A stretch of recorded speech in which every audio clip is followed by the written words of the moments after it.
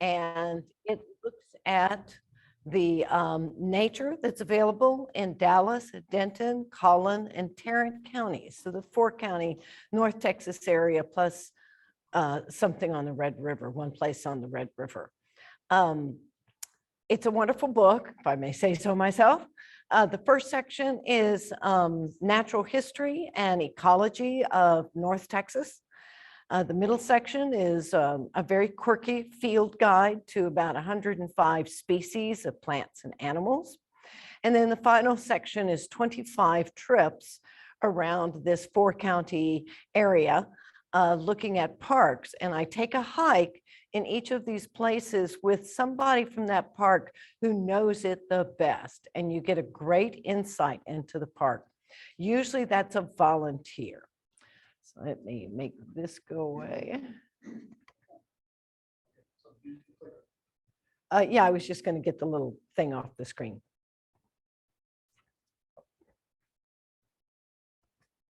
Perfect. Okay. So do look for me. It's on a national press called Timber Press, and it will be out as both a Kindle and a print book. The print book is going to be laid out. It's particularly gorgeous. They have a beautiful way of laying out their books. It's going to have about, let's make it work.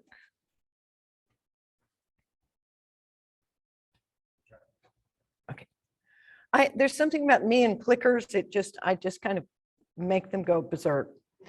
It has about 350 photographs from area naturalist photographers. And they take a very different approach to photographing nature than does photographers that work, for instance, out of newspapers and stuff. These are very intimate, interesting photos. I swear, this is like the 3rd clicker issue I've had. So it's something about me and clickers.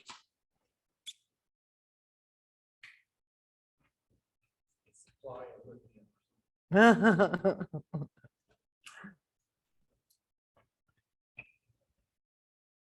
to have to tell me to go. Oh, I can do it from here. Okay. Can't do it from there. Okay. Next one.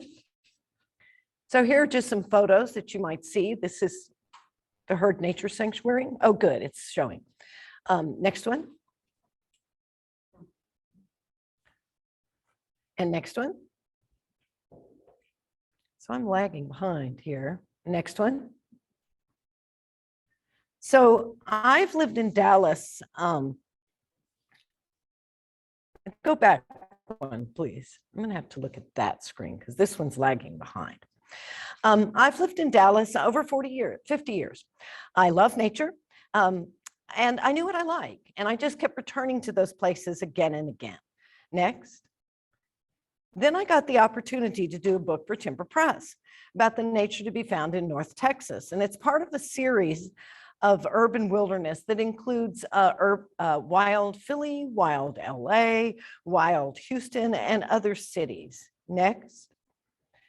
In Wild DFW, North Texas is defined as 4 counties: Collin, Dallas, Denton, and Tarrant. The Metroplex, about as urban as it gets. Next. Yet it abounds in nature if you know where to look. And I had to learn to make sure that each county got its due. I live on the east side of Dallas where White Rock Lake is, and the trees grow really big. Next. And I've spent a fair amount of time in the Great Trinity Forest and a lot of time on the Blackland Prairie. It was quite challenging and rewarding to get to know all of nature, North Texas nature in depth. And it's a process that's still ongoing. Next.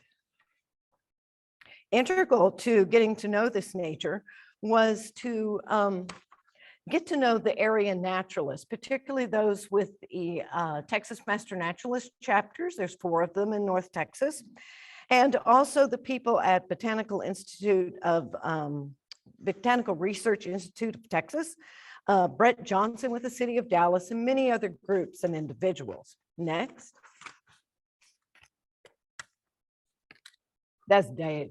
That's last one was Dave. Dave's amazing. I also did quite a bit of work with Texas Parks and Wildlife, which has urban wildlife professionals in every large city. This here is Sam Kanishik. He is a marvelous human being. He is particularly fond of moths and bugs and things that don't get a whole lot of attention. And also Rachel Richter, who wrote the book Forward for me. Next. I met the most profoundly intelligent, caring, and rewarding people writing Wild DFW. They let me into their worlds, the lands that they steward, the plants and wildlife they study, and they shared their knowledge freely and with great enthusiasm. Next. It was a true gift to see the land, the birds, and the animals and the insects through their eyes. And I've done my best to share those gifts with you in Wild DFW. As a writer, I am merely a conduit for these people. They are the stars. I am in awe of them. The book is essentially an extended love letter to them. Next. I think I took it. Okay. This is David Hurt. He's at Dogwood Canyon Audubon Center. Next one. And this is a shot taken at Leela by Denver Kramer, who was one of my research helpers for wildlife. Next one. Being a nature ambassador here can be challenging. North Texas has no beach, no mountains, not even many hills. The epic nature we once had, the rolling prairies, the thick cross timbers, was mostly consumed by development decades ago, especially where it's flat, which is most places. Next. So you have to abandon the idea that prime outdoors in North Texas means majestic mountains, deep canyons, and ocean views. North Texas nature clings to corridors, flourishes in floodplains, persists on limestone ridges, wherever it is too steep, too rocky, or too wet for development or agriculture. Next.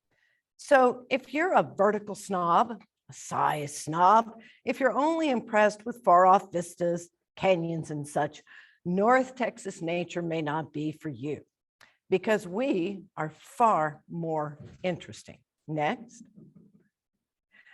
Nature here is not a distant vision that you admire. It's something to immerse yourself in, to be a part of while it is a part of you. If you're willing to look at North Texas nature with a sense of rapprochement, you'll be rewarded with unfolding layers, an environment that rewards curiosity and blooms with a little knowledge, which is what the book will bring you. Next. Like the Eastern Cross timbers that grows on a narrow band of sandy soil between Dallas and Fort Worth, I had dismissed it as scrubby until I got cuffed by Rob Denkhaus of the Fort Worth Nature Center. He strongly recommended that I read a book called Cast Iron Forest. Next. Afterwards, I saw the cross timbers through new eyes, educated eyes, and now I'm enchanted.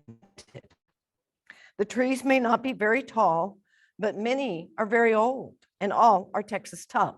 It's a fascinating mix of prairie and woods that creates great diversity. The reptiles are amazing, and deer are everywhere. Next.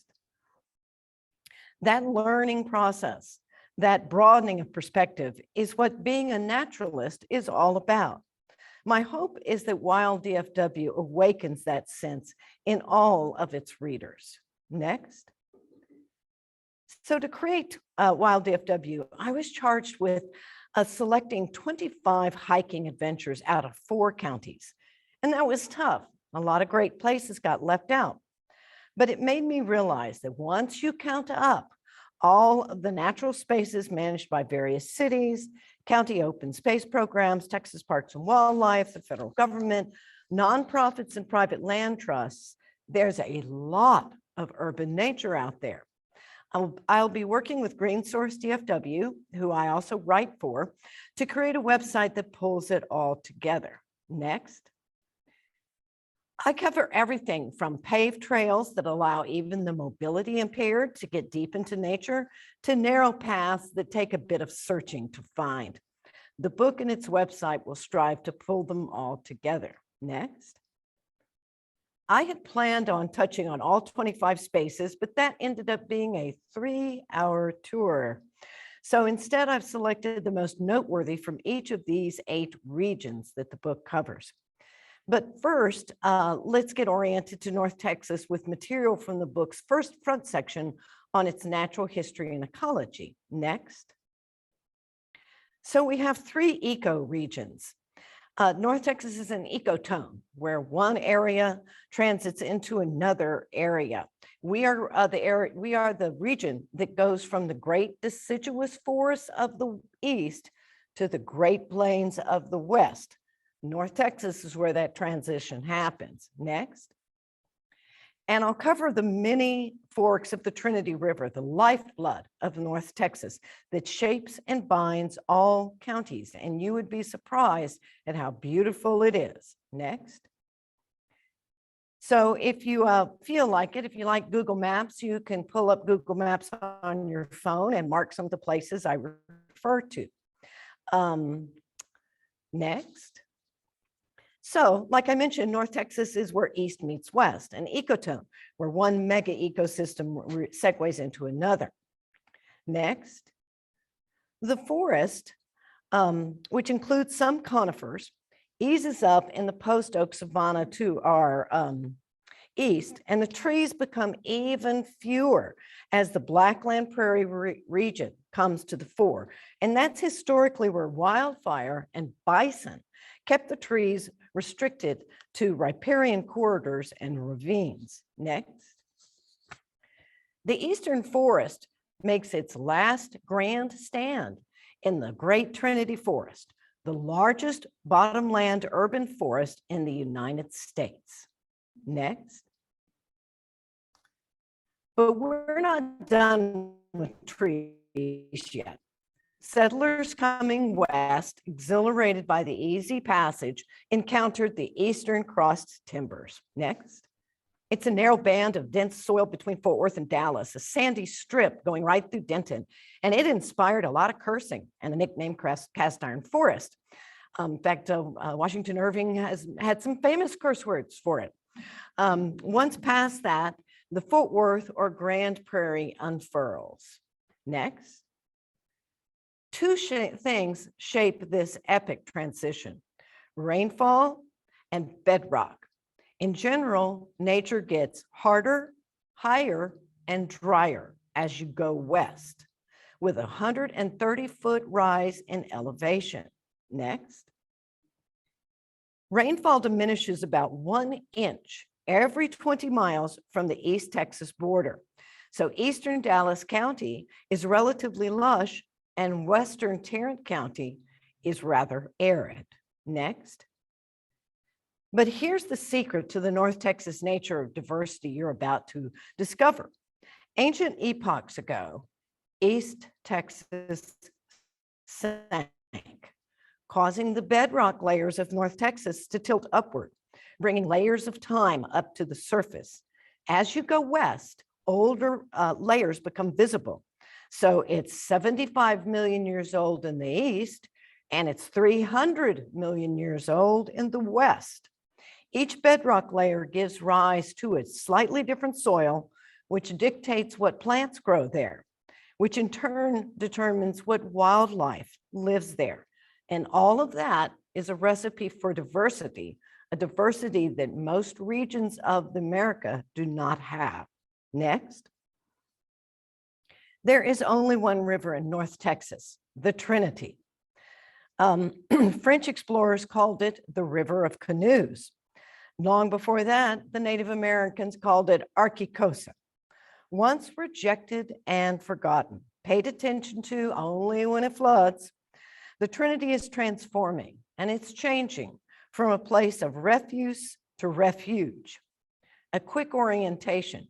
You can see the clear on the west, the Clear Fork of the Trinity, right to the left of Lake Worth. There, and then the west, you can see it coming in right there, going through Eagle Mountain Lake and then Lake Worth. Their headwaters are way out there. The west is close to Wichita Falls is where it starts. And the Clear and the West join just northwest of downtown Fort Worth. That's when you hear about Panther Island, that's where they join.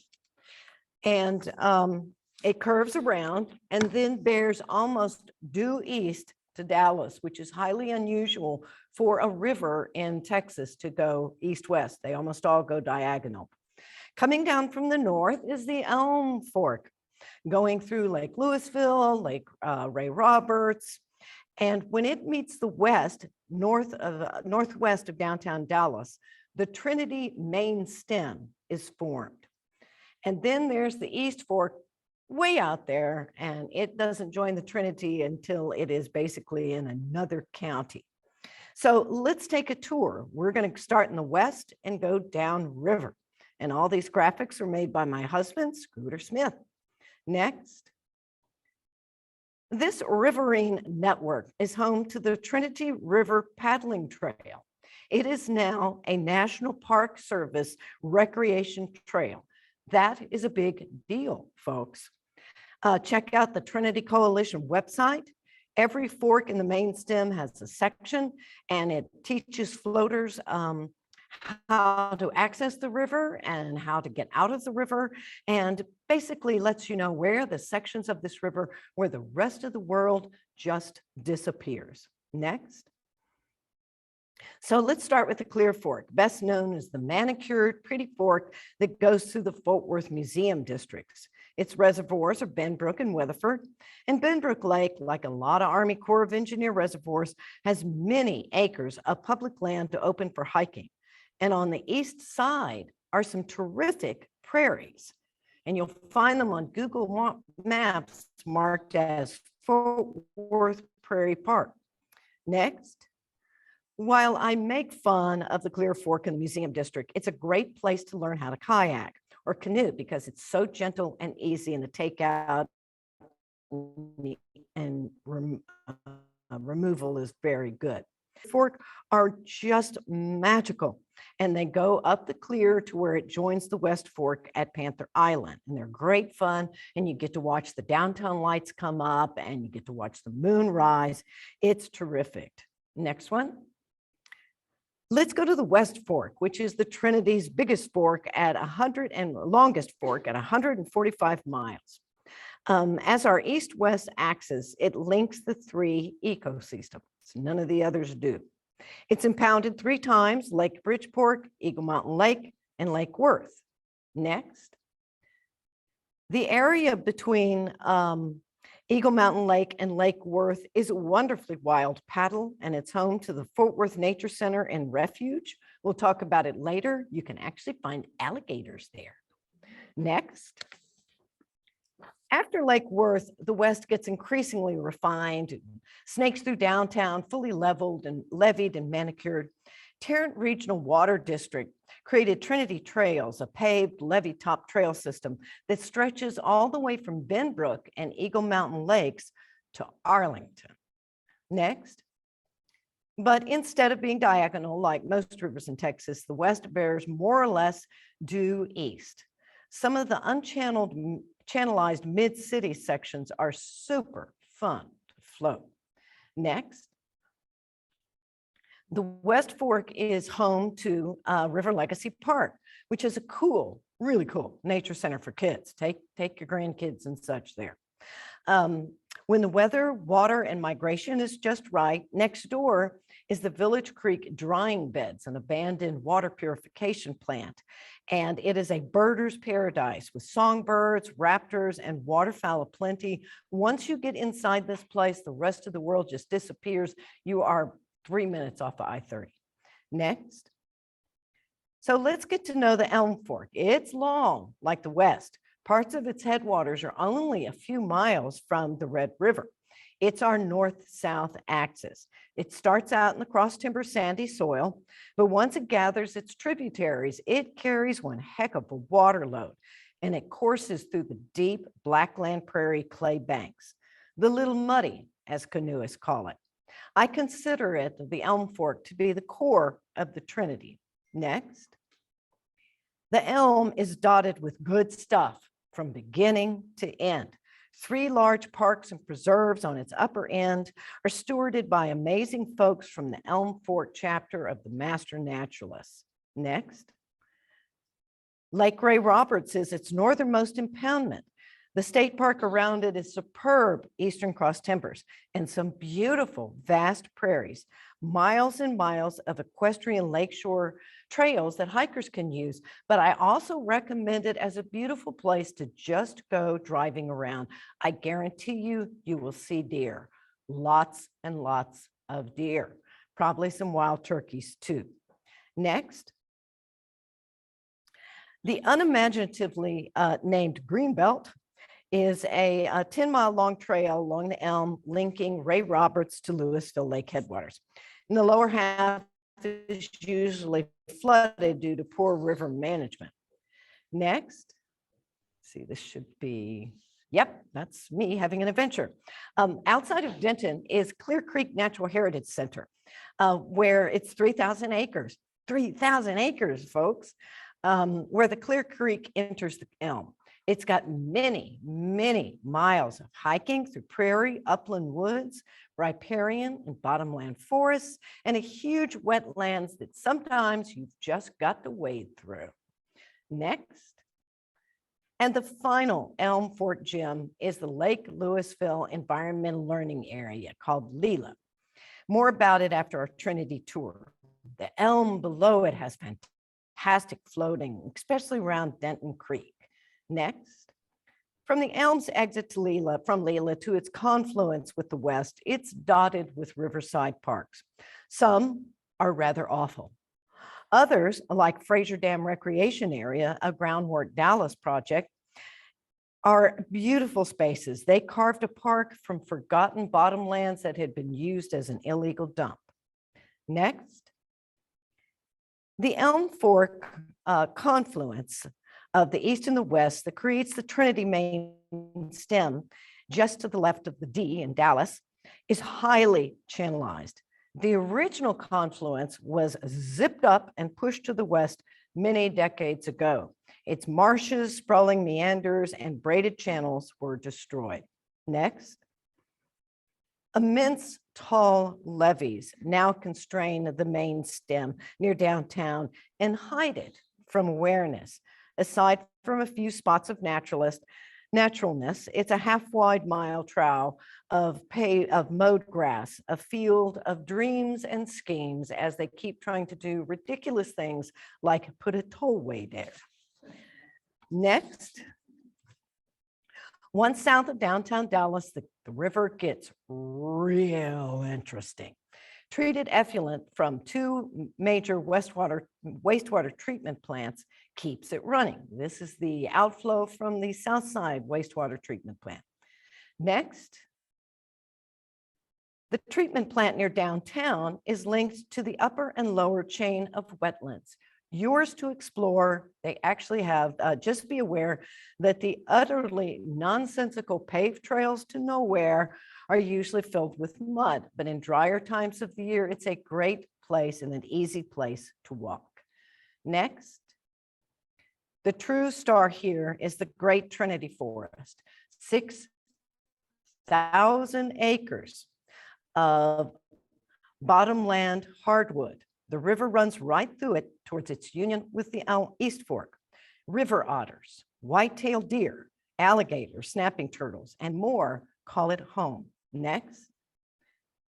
Avian life is plentiful. Shorebirds, waterfowl, birds of prey, and songbirds.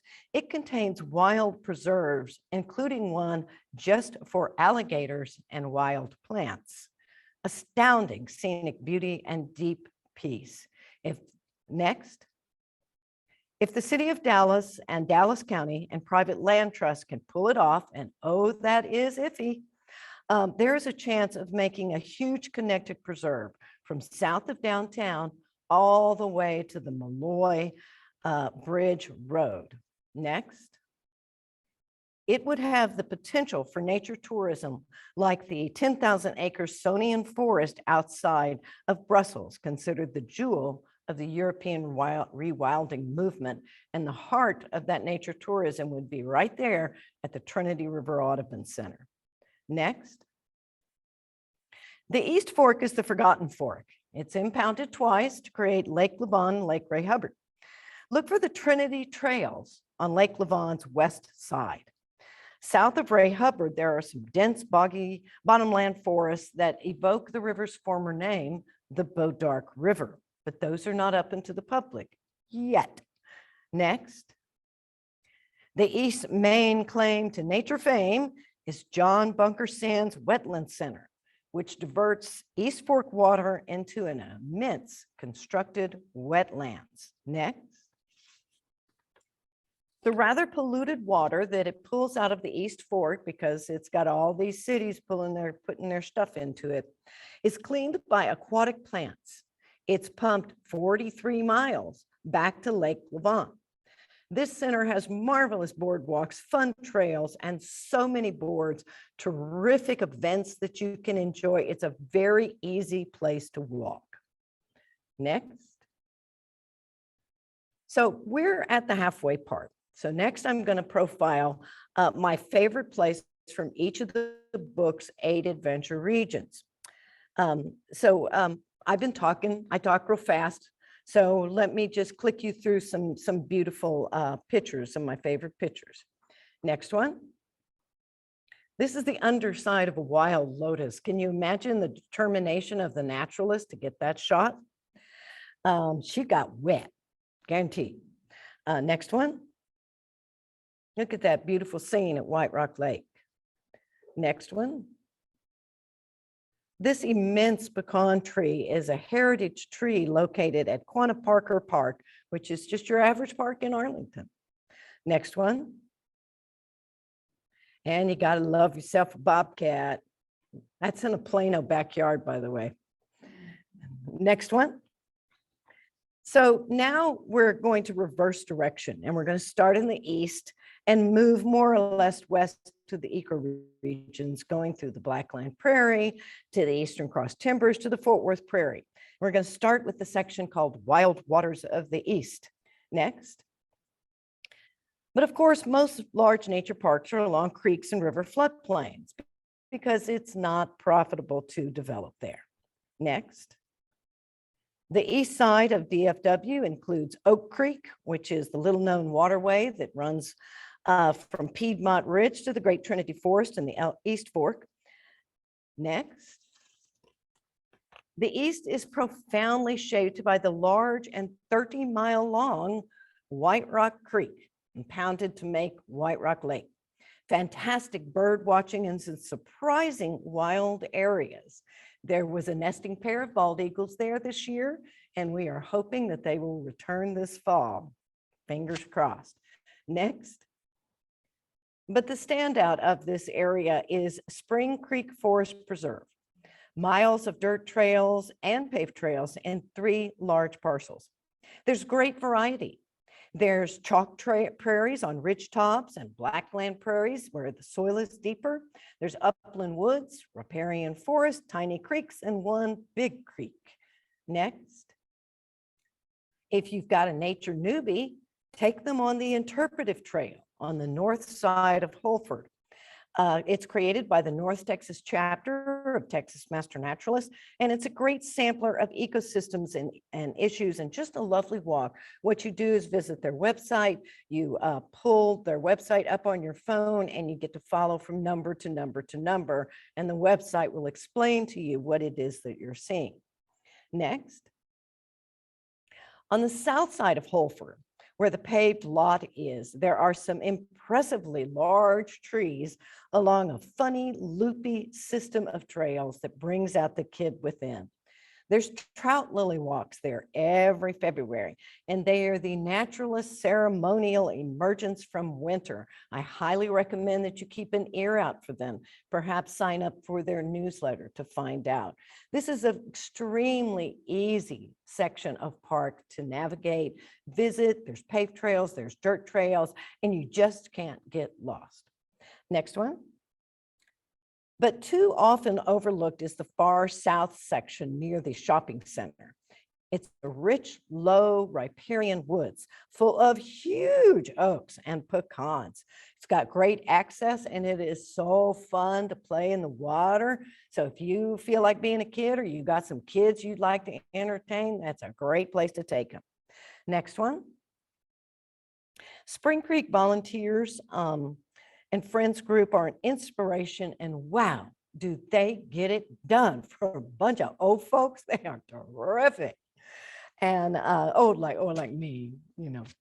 And a whole lot of naturalists from the North Texas chapter. I am just so proud of what these folks have done working with the city of Garland to make this into an incredible space.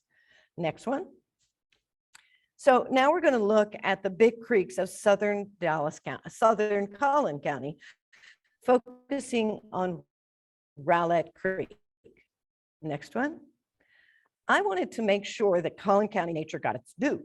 And that was a challenge, especially in the southern half with all the Plano development. But then I started thinking about Rowlett Creek. It is the largest, longest creek in Dallas County and how it shapes the land. Next one. Oak Point Park and Nature Preserve is the most natural Plano park along Rowlett Creek.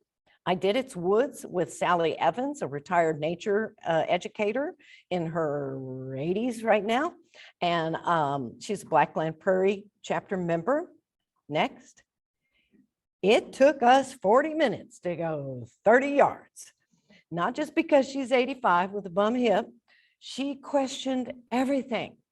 Why is this here? Why is this way? What made this happen? She helped me even see that such an urban forest was alive and full of process. Next one. But what really blew my mind were the Blackland Prairie remnants right in the middle of Plano. Carol Clark of the Blackland chapter gave me the tour and the backstory of how naturalists can make their case and preserve land.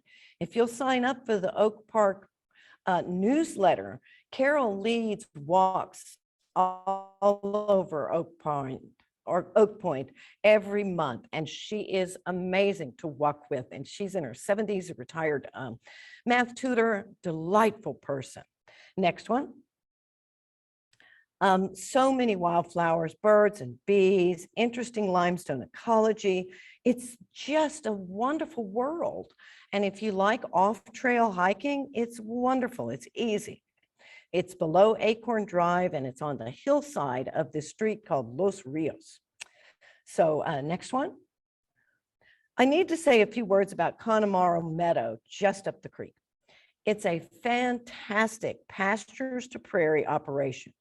There's agricultural plots of plants that are being grown and then redistributed throughout the entire preserve, making flower-filled meadows.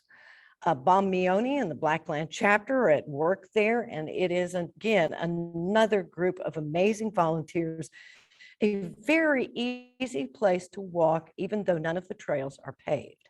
Next one. So onward to North Collin County and up into Grayson County in the wild lands of the north. Next. Timber Press wanted the nature emphasis to be urban, and I lobbied to include the sections Wildlands of the North. Urban nature is great, but sometimes you've just got to get away. Next. Winter brings 10,000 or more overwintering snow geese to the Hagerman National Wildlife Refuge on the Red River. Who can miss all that? I mean, there's all kinds of exotic migrating birds in the spring and fall. And I heartily recommend that you go up there on the weekends and reserve in advance a seat on their bus, which is driven by one of the naturalists. They will just drive you through the entire preserve. They will point out the birds and the interesting things to see. And it's just a party on wheels. It is so much fun. And then they also have a car tour that you can go to the visitor center and get a little bit of information and a way to tune it in on the radio, I think. And you can drive yourself around Hagerman National Refuge. And if you're there in the fall and winter and into the spring, you're going to see so many birds, guaranteed, and deer. You'll see deer. This place has 3 pairs of nesting bald eagles, 3 pairs. And there's one of them called Ricky and Lucy that just kind of hang out and be looked at, you know, right off the main road, especially Lucy. She likes to be photographed. Next one. Let's see where we are. Park Hill Prairie in Northeast Collin County is a rare tree because it is a prairie that looks just as it did hundreds of years ago. The Nature Conservancy's Brandon Belcher manages it with help from the Blackland chapter, the Master Naturalist. Next. But the Herd Science Museum, let's see where we are. Yes, the Herd Science, Natural Science Museum and Wildlife Sanctuary, utter fabulousness. I love the dynamic limestone escarpment with upland woods and terrific vistas.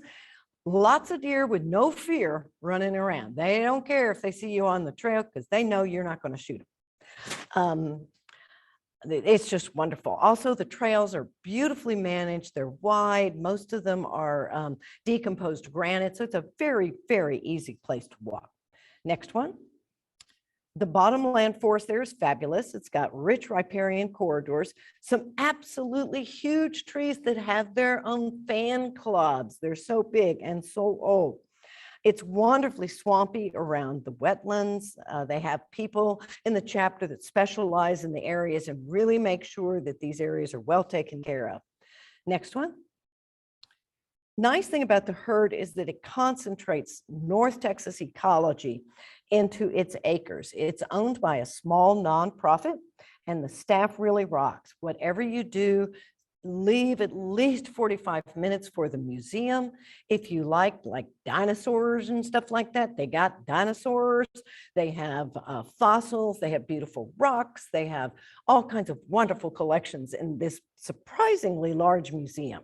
You wouldn't think it was that large when you first see it. Okay, next one. So we're going to drop down all the way now to Southeast Dallas County and the Great Trinity Forest. The Trinity Rivers, next one, Trinity River Audubon Center has a bunch of soft surface trails, and it's a very sweet place for newbies to experience both the forest and the river. Great place to take kids. It's got a good ecosystem displays in its visitor center, very modern place. Next one. Off the drive in is the parking lot for the paved Trinity Forest Trail. When you need deep nature and you're in business clothes or you have mobility issues, this is the place to go. When you get in the parking lot, go east to the river, go west for the deep woods. It's a wonderful opportunity. Next. My favorite place in the Great Trinity Forest are the Holland Trail at the end of Elam Road, but you need a guide to go there, and the Ned and Jeannie Fritz Buckeye Trails in what I call the Bonton Woods, but the city calls it William Blair Park. And it's best known as the location of Bart Simpson Lake. And if you're looking at it from an aerial view on Google Maps, it'll make perfect sense. Next one. My other Trinity Forest favorite, and I actually have quite a few in the Great Trinity Forest, is a Goat Island Preserve in far southeast Dallas County. It's a 500-acre slice of forest between a huge levee and a river. I love it. It is completely another world. The trails are pretty easy to walk. There's a levee trail that's above it all that is super, super easy. Next one. It has some of the biggest burrs and pecans I have ever seen, and I have seen lots of those trees. And it's got pileated woodpeckers, which if you're a birder, it's like, woo, pileated woodpeckers, woo. Most of the time you just hear them. So many birds. Next one. It's an off-road bike place, but the bikers aren't aggressive. Hikers rule. And there's this guy named Joe Johnson, must be in his late 70s by now. And his crazy crew are up to 11 miles of trails, all of them dirt. So if you know somebody who's looking to hike a lot all day, that's the place to go. Next one. The island has a few new trails just for birders, and no bikes are allowed. You can't get lost. You just go upriver to get out, and it can be crowded on weekends. Dallas is desperate for dirt trails. I'm a part of Dallas County Open Space, and in the next 10 years, we're going to be unveiling a program where we're going to be greatly extending the dirt trail systems at the 22 county open space parks. Next one. So we're going to jump to Southwest Dallas County to Cedar Hill and what we call the escarpment, the Southwest Dallas escarpment. Next one. It is a massive Austin chalk escarpment there. It's actually what pushes the West Fork into an east-west pattern. And it creates some of DFW's most dynamic landscapes, and it has the county's best views. Next one. It's home to the ultra popular Cedar Hill State Park, Cedar Ridge Preserves, and the Balcones del Norte bike trail. Next one.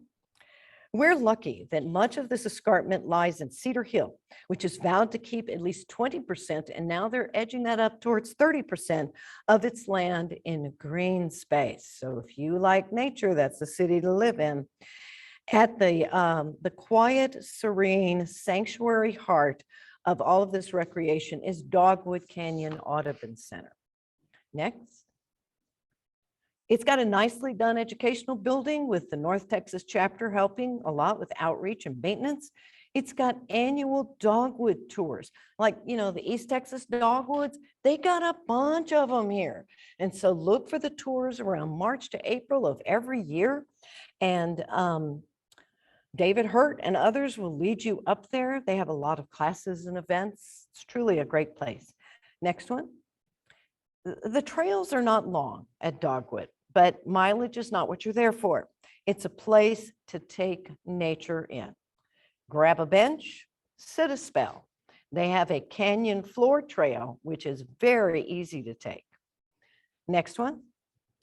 The plateau top has a loop trail with great vistas, or take the new trail to the flowering dogwoods and then along a very lovely creek, which is rich with bird life. Next one, there's my creek. So now we're going to move west and we're going to cruise the Elm Fork, which is home to several huge parks and preserves. Next. Ray Roberts State Park on the Upper Elm is truly North Texas's most rural and remote nature space. Thousands of acres in prairies, across timbers, quiet wooded inlets full of wading birds, deer are everywhere, wild turkeys too. Like I mentioned, you just drive around. Next one. Clear Creek Natural Heritage Center is vast, varied, and often very wet. I love this place. It has a little bit of everything. The forest is a true treasure. Great hiking trails, mostly shaded. And like you can see, some of those trees are really immense. Next one. But oh, mwah, oh, Leela has my heart. Louisville Lake Environmental Learning Area is nearly 3,000 acres of wild Army Corps of Engineer land being turned into a genuine nature preserve and nature education center by a whole lot of volunteers marshaled by a remarkable man named Richard. And that is a male bald eagle guarding its nest. So they have one pair there. Next one. Lots of UNT activity there. Grad students and undergrad students from University of North Texas, they do a lot of their nature studies there. UNT has a fabulous ecology school that is turning out high-level science workers. They have a box turtle study and lots of stuff like bird banding. Box turtles are really under siege and we may lose them. We may lose them. Next one. It's an interesting area where the Eastern Cross Timbers meets the Black Gland Prairie. Fabulous wetlands, white-tailed deer, wild turkeys, alligators in the rivers and creeks. And actually, there's quite a few alligators in Lake Louisville. It's got amazing bird life. Next one. The Bittern Marsh is a great hike among bottomland woods around the marsh, and then there and through boardwalks. It's east of the river, and it's a prairie and riparian woods. And then east of the river, there is a prairie and riparian woods renovation project that will open in the next few years that is going to be magnificent. I never tire of this place. Go to the city of Louisville, sign up for their newsletter, and you won't believe the walks and talks they do there. They have a historic little cabin that you can go visit. They have a Christmas at the cabin every December. They have lots of wonderful children's activities. It's just a wonderland. My favorite place in the world. Next one. So we're going to scoot over a bit more to the east. It's Eastern Cross Timbers time, and a series of parks that are not overtly on a river or a creek. Next, let's look at this sweet band of Eastern Cross Timbers. Now, Southwest Nature Preserve is a perfect example of it as it can get. Volunteer naturalists from the Cross Timbers chapter make this park shine. Easy, easy, easy to walk at this place. Next one. An underused hiking area is Bob Jones Nature Center. It's connected to the Walnut Grove Recreational Trail on the upper tip of Grapevine Lake. There's more trails on the northeast side of the lake, but the trails that are on the grounds of Bob Jones Nature Center are extremely easy to walk. And again, deer are guaranteed to be seen. Next one. But wait till you see Tandy Hills Natural Area on the eastern edge of Fort Worth, the finest limestone prairie in North Texas. The wildflower blooms are spectacular, stuff you'll hardly see anywhere else, like purple paintbrush, Engelmann sage, white rosinweed. Next one. They have epic views for miles, amazing sunsets and storms. The chalk bluffs feel ancient, and you really feel one with the elements. They also have a monthly star watching party there, which is a lot of fun. The people come out with the telescopes and do all kinds of stuff. Next one. It has a crazy array of trails and wooded ravines that will work your legs if you get off the main plateau top trails. It has a lush riparian corridor with really massive trees. Next one. And this is a result of one man, Don Young, who convinced the city of Fort Worth to take it on. And he has a band of friends group, volunteers, and they make things happen. And he shepherded through, doubling the space in an area called the Stratford Natural Area. I love these volunteers. Like I said, this book is a love letter to them and what they've done. Next one. So the last stop on our North Texas tour is Tarrant County, where the West begins. Next one. We're going to end on a North Texas jewel, the Fort Worth Nature Center and Refuge.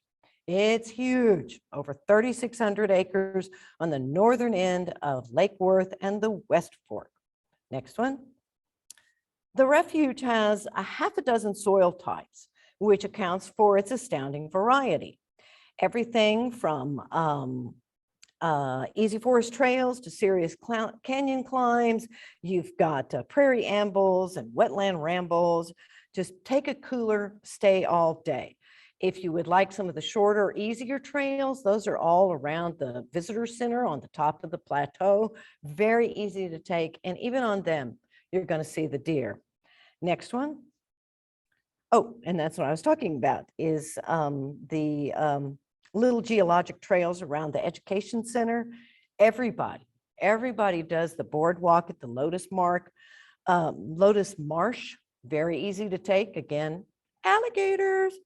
They can't hurt you on the boardwalk. There's a river bottom trail, which is a really rewarding slog. But if you're really into hiking, it's the one to do. Next one. What are we on now? Okay. We should be, okay, that was that one. All right. Hike across the Marsh Dike, and you can take the Cross Timbers Trail through Western Cross Timbers. You can kind of look at the difference between it and Eastern Cross Timbers. Few people go there. If you want to feel like there is nobody around, that is your trail to take. Next one. And oh yeah, I forgot to mention the bison. There's a whole big field and bison are walking around, and you can ask them when bison feeding time is, and they'll come up to the fence and you can see them real close. And they just recently did something so you can really get close to the bison. And they're good bison, like genetically pure bison. The Cross Timbers chapter makes this place sing. They are a strong team with the Fort Worth Park staff. Their long-term vision for this place is really, really impressive. Next one. Are we on to the armadillo? Okay, go on one more. I forgot that one. Okay, that's down in the boardwalk. Next one. Here we go. Okay. I forgot to keep telling you next ones. I hope I've helped you find a deeper understanding of the land where you live, or for some of you where you visit or have just moved, and all the plants and wildlife there. Next one. Consider yourself modern explorers. You know, you are all explorers here in this group. So think about exploring your nature land. Go somewhere past your comfort zone. Once a month, venture someplace new. Next one. So what do we have? My notes start to mess up. So here I have just some pretty pictures here. That's a giant swallowtail. Next one. Yeah, that's in Elaine's backyard. Next one. Yeah, that's so sweet. That's a White Rock Lake. Next one. Believe it or not, White Rock Lake, river otters. River otters have been the success story of North Texas of wildlife. You can find them in creeks in Richardson, White Rock Creek, all over North Texas. River otters are making a comeback. Next one. This is Goat Island Preserve, just being its wild and wonderful self. Next one. And this is White Rock Lake, where there is some of the last of the remnants of the Blackland Prairie. And I have to tell you, this little boy was just delighted to be able to run through the grass and get close to the birds. And he just had a wonderful time. Next one. And now we're at the end. So thank you very much. I realize I talk like a fire hose. I'm happy to take questions. Yes. When is your book coming out? We hope that the layout is being finished right now. And I should get galleys soon. Then it will start on its printing adventure. And it could come out in 4 months. It could come out like in early January. It could come out in April. We're at the mercy of supply chains.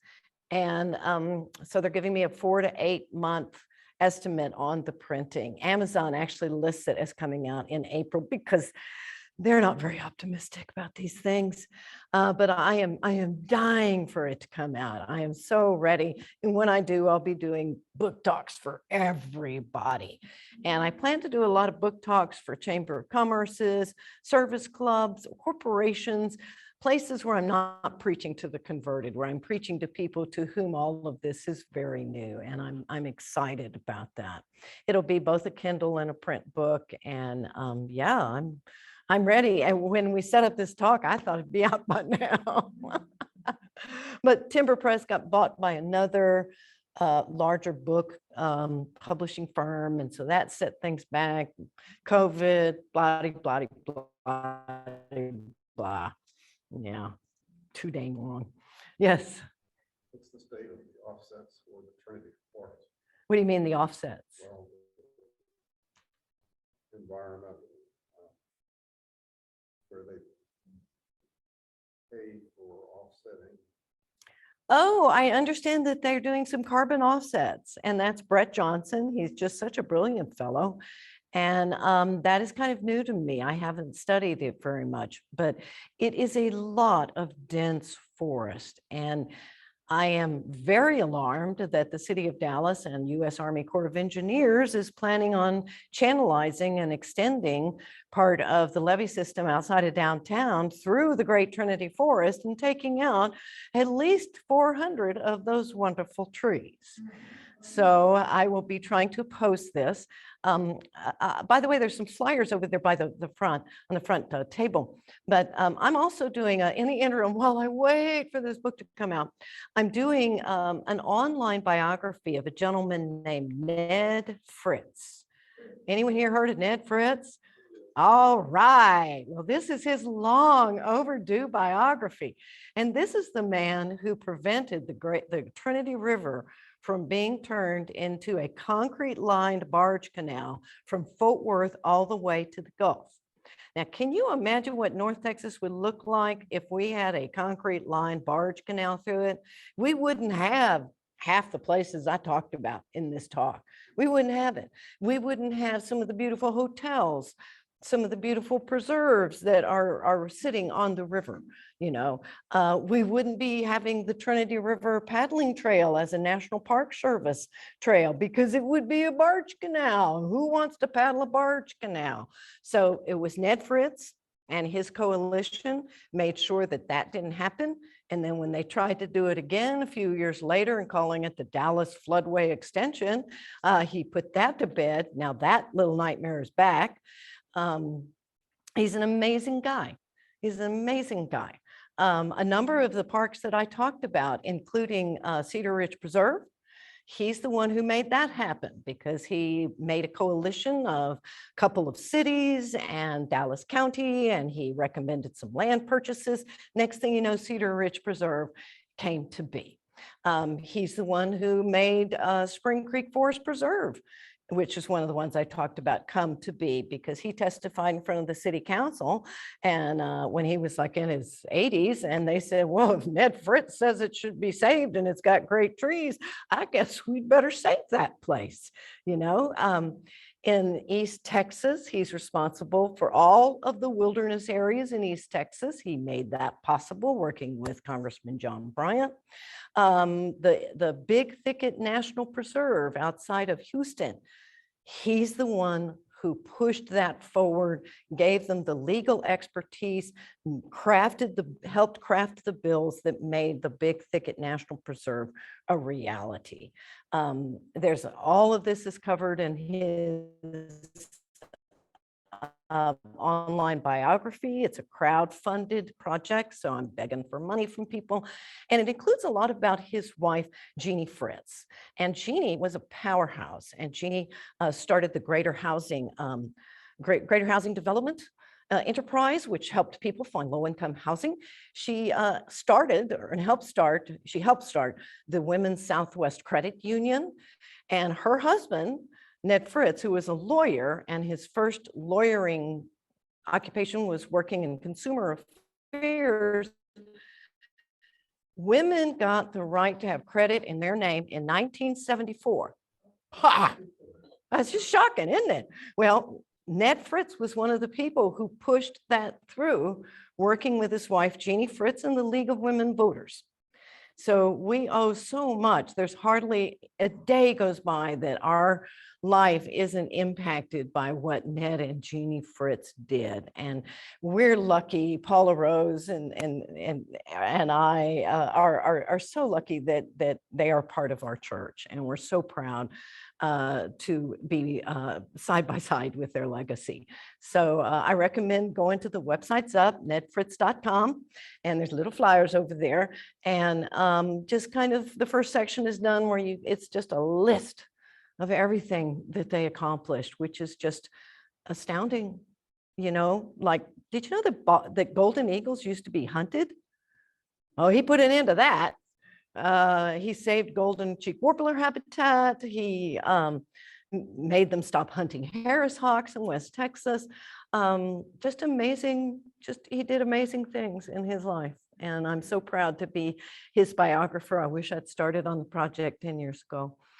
because not many of his colleagues are left. Jeannie, his wife, is 98 and just sharp as a tack. It's just great. She's my hero. Any other questions? Yes, ma'am. The first help I had, she was Ned and Jeannie Francis. And my husband was in insurance. Now there were papers all over the house. Uh-huh. Don't worry, I've worked for the Fritzes for years. I'm used to papers. That is quite true. He was famous for his piles and piles of paper. They dedicated a trail to them. Yes, yes, in the Bonton Woods, yes. And it's currently being rehabilitated by a friend of mine. It's kind of getting taken over by this nasty shrub called privet is invading it.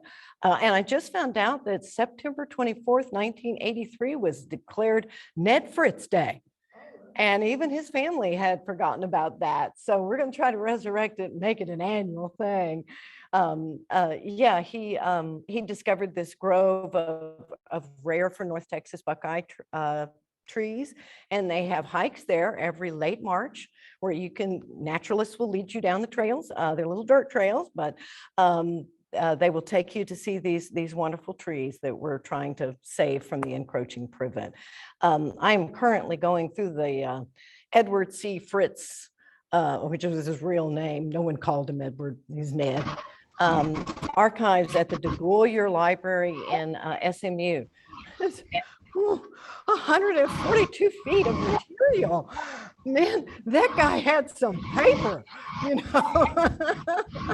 But there's really fascinating stuff, and every day I'm there, I discover some new thing that he had, some new accomplishment that he had that he just didn't talk about much because he was on to the next thing he was going to do. So I'm really proud of this project and I love the fact that I still run into people who had connections to Ned and Jeannie. So that's so remarkable. Yeah. Other questions? Like, are you dying to go somewhere, curious about a park? I know them all. I'm the new Ned in terms of knowing the land. Can I ask a question? Questions from the folks on Zoom? Uh-huh. Just unmute yourself. Can you hear me? Edward, Yes, can you hear me? yes. Me? You were speaking about a birder's paradise where when you're there, the rest of the world disappears. And I'd like to know the location of that so I could go there and let the rest of the world disappear for a while. Go and get away from it all. It's that you were talking about the Elm Fork and the Trinity. I'm sorry, Trinity west of Dallas, but I didn't catch where you were. The true birder's paradise is, and you want to go there during fall migration, and it's called the Village Creek Drying Beds. So it actually belongs to the city of Arlington. If you're looking at River Legacy Park, it's the next thing to the west. And there's a significant road that goes into it. It's pretty easy to find. The road is right across from a big sports center. And you just drive down that road, you'll find a little parking spot. The nice thing about it is that all the trails are on levees. And so you're above the water. It's very easy. Walking, everything is level, but it's surrounded by these high levees, very high levees. So you're kind of down in a bowl. And it is considered to be one of the best birding sites in the state of Texas. Used to be a little better when Arlington managed it better, but when the water is good, when the rain is good, like right now it's dry and there's nothing there, you know. But when there's good rain, in the fall migration in particular, you will see an incredible array of birds, and you just kind of walk from one pond to another, and it's different at every pond. You'll have a different array of birds at every pond. And the nice thing about it is that you are instantly in a community, that you're in the birder community, and everyone there wants to help you have a good experience. So even if you don't have birding experience, show up there, Somebody will take you under their wing and they will teach you everything. Just bring a pair of binoculars, but even if you don't have binoculars, you'll still see some wonderful things and wonderful, sweet people. And if you're lucky, you'll run into Charlie Amos. And Charlie is the best birding tour person ever. And I got to tour it with Charlie, and it was a superb experience. What's the name of the place again? Village Creek Drying Beds. And I think that you can Village hunt Creek. drying beds, And it's wet, processed water. is So they would put drying, it is it west of, you said it was west of somewhere? out. Now they got chemicals and stuff that do all that.